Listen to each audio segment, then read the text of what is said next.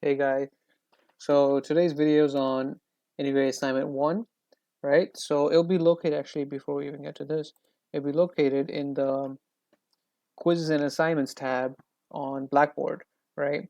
If you haven't submitted assignment 1 or assignment 2 yet, make sure you do that ASAP, right? Get it out the way, right? Even though the recommended due date was on April 10th, you have until, and this one's due date was on March 27th, you have until June 8th. But again, you're going to have assignments piling up not only for this class, but also your other classes, as I'm pretty sure you guys are aware of, right? So get these out of the way, and there's videos on it both on YouTube and on Blackboard. And if anytime you have any questions, make sure you let me know. You guys know my office hours. I have office hours every single day, right, for a pretty long period of the day. So make sure you do that. Now, to talk about integrated assignment 1.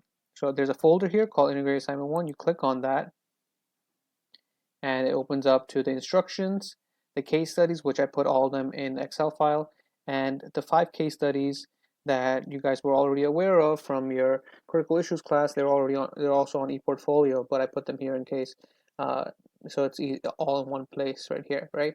So I know that you guys were given these 5 case studies, and you guys chose to do, you guys were told to choose one of these case studies and do a writing portion for critical issues. So we'll work along with that, right? And inside each of these, there's a data at the bottom, right? And we're going to be using that data to make some analysis, right? So let's open up the instructions. So, like I said, every student should have chosen one case study to investigate and research on. For the quantitative research reasoning portion, you will be asked to look deeper into the numerical aspect of your chosen disaster. Right, an Excel sheet is created that contains all the data from each case study. Right, use this Excel sheet in computing variables and creating charts, tables, graphs, whatever is asked for in each of the tasks. Each student should upload 2 files on Blackboard, right? So it's kind of like your regular assignments. One should be your Word file with your responses from the questions, and one should be an Excel sheet with any tables, charts, and/or graphs that you created. For your case study, you were to choose 2 out of the 3 tasks, right? And for each task, for each case study, right, depending on whatever your case study is, you're given 3 tasks, and out of the 3 tasks, you only choose to do 2, right? I'll talk about that in a second. Furthermore, for each word component associated with the task, you are to write 1 full paragraph, which is 5 to 8 sentences. So I don't expect 2 to 3 sentences. I expect full paragraphs, right? Explaining the graph, right, and answering the prompts, right, the question prompts. So let's say you chose the cholera epidemic, right, as your case study, and this is the same case study that you chose for the critical issues part, right? If you chose the cholera epidemic, you have 3 tasks: task 1, 2, and 3, and out of these 3, you choose 2, and you complete 2 of those for a QR, right? You could either choose 1 and 2, or 1 and 3, or 2 and 3, whatever your choice is, right? Same thing for any other of the case studies. So each of the case studies, right, depending on which one you chose, you have 3 tasks. So for heat wave, you have 3. For blizzard, you have 3. For the triangle factory fire, you have 3. And the blackout, you have 3. Out of that, you only choose 1 depending on whatever your case study is, right? So you don't have to do all 3 tasks. You only do 2 out of the 3, right? That way you guys get a choice. You get a idea of what's easier for you, what's more interesting to you, and you complete that task. Each task has an Excel component and a Word component. So that's why you have 2 files. One is an Excel file, right? That's going to have your Excel component, and one is going to be a Word file, which is going to have your Word component. Now, to get an idea of where everybody is at and what case studies they're doing, when you're watching this video, by the end of this video, once you're done, I want you guys to email me what case study you guys have chosen, right? So every student should send me a case study. And what I plan on doing is spending next week having different office hours, right? And they might be during class time, right? Most likely during class time, spending half an hour, maybe 45 minutes, right? So spending class time on explaining in details about each of these tasks that I'm expecting based on each of the case studies, right? So I'll go over them briefly now, but after I know which case study everybody's doing, I'm going to spend more time in detail talking about them next week, case by case, right? And with the students most likely on Blackboard Collaborate. Right, so the first one, task one for the cholera epidemic, using the ward by ward table, right? Create a table in which you calculate the percentage tool. All right, if I go over each one of these tasks, how many? There's 15 tasks altogether, right? It's gonna take a whole lot of time. Basically, what the overview is for each one of them, I tell you to use this set a table, right? I don't put the whole name because it's gonna take up a lot of space. For example, for the cholera, I say use by ward table. This is what I mean, the ward by ward table. Using this table, I want you to create another table, right, where you calculate the percentage of total deaths and then create a bar chart, right?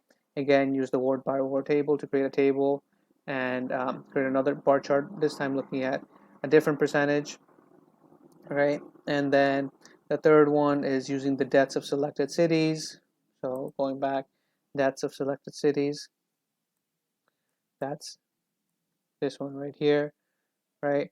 Using that, I want you to make another analysis, right? So for the first one, you're not really looking at this middle table, you're looking mostly at the ward by ward, and you're looking at deaths in selected cities. And remember, for each one of them, there's a word component, right? So remember, what you're doing is, what you could do, let's say you're working on cholera, right? Then you don't really care about the other, cases. So you could just delete them, right? Delete, delete, delete, and so on and so forth, right? If you're working on cholera, if you're working on blizzard, you delete everything else because you don't really need them, right? So depending on which one you're using, you just work on that, and then you could create a new file, right? A new sheet, call that your work, right? Or call that task one. Let's say if you're working on task one, rename task one, and then work on task one here. Make another one. Let's say you did task 1 and 3, right? Those are the ones you chose.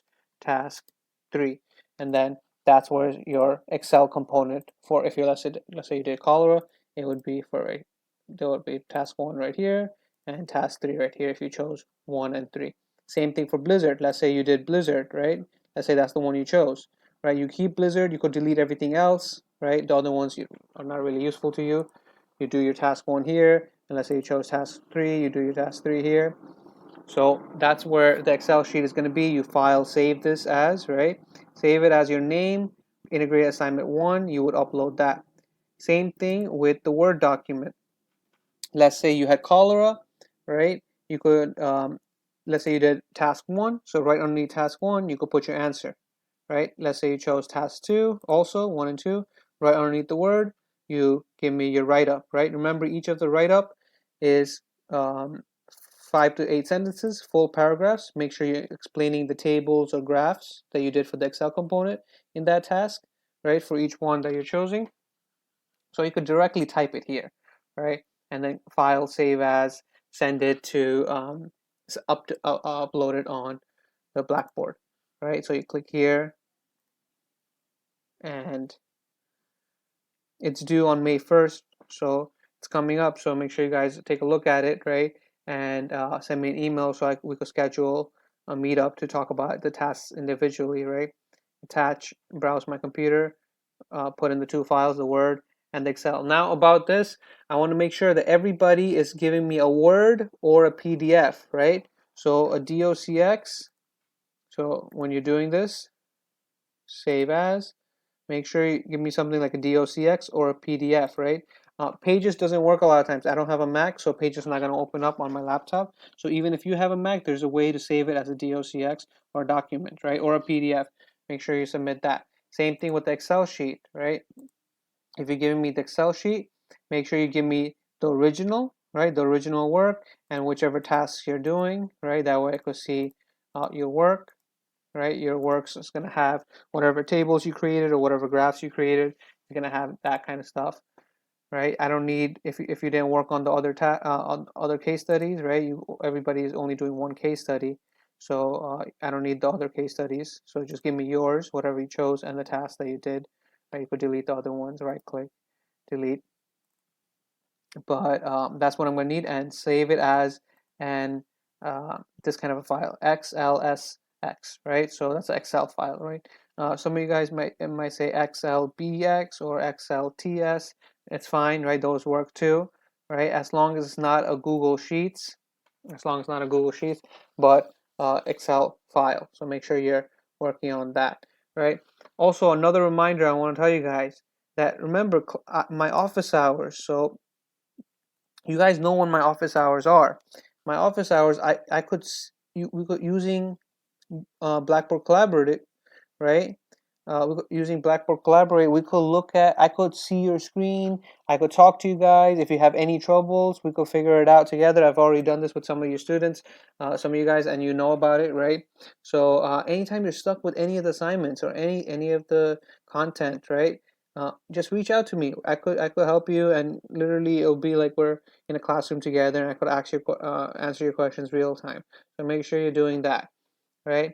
Some upcoming announcements: quiz 3, which is on simple and compound uh, unit conversions using ratio, so week 6, right? So quiz 3 is on next week, 22nd of April, right? And assignment 3 is due on the 24th of April, right? Not due, recommended, right? Is on the 24th of April, right? So I'm gonna have the assignment posted by the end of this week, so keep an eye out for that. And quiz 3, just like quiz 2, is going to be during the class hours, right? So we meet on Wednesdays from 9:45 to 11:15.